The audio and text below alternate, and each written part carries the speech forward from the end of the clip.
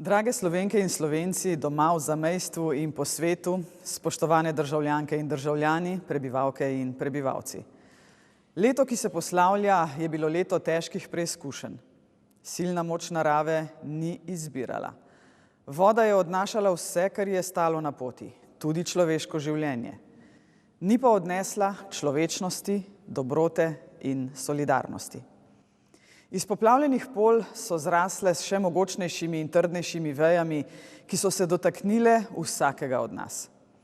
Smo šele na začetku, a se bo obnova nadaljevala. Na stavbah in tista v naših srcih. Vsakdo, ki bo potreboval pomoč, jo bo dobil.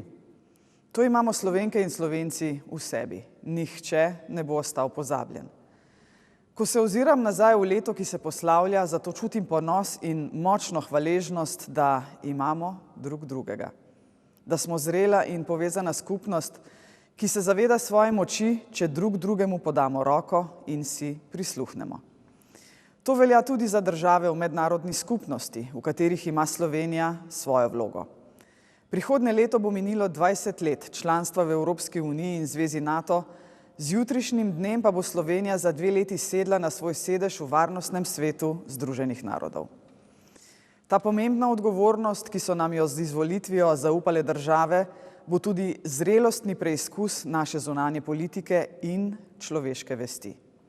Tega se zavedamo in verjamem, da bomo zaupano odgovornost izpolnjevali v duhu Prešernovih verzov, ki jih ponosno pojemo kot svojo himno, da koder sonce hodi, prepir iz sveta bo pregnan.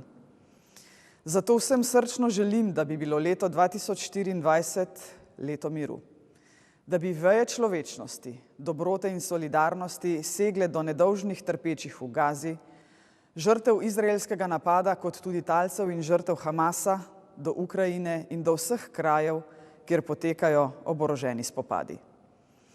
Drage Slovenke in Slovenci, državljanke in državljani, prebivalke in prebivalci, ko sem poleti obiskovala ljudi, ki so jih prizadele poplave, so mi pripovedovali, kako so jim sosedje, s katerimi leta ali celo desetletja niso spregovorili niti besede, prišli na pomoč in jim segli v roko.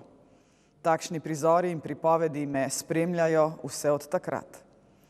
Njihovo sporočilo je poziv k zrelosti in modrosti. Narava ne izbira, ljudje pa lahko. Izberimo dobroto, solidarnost in človečnost. Tako bo vsak od nas pustil pečat, zaradi katerega bo svet boljši in nekdo srečnejši.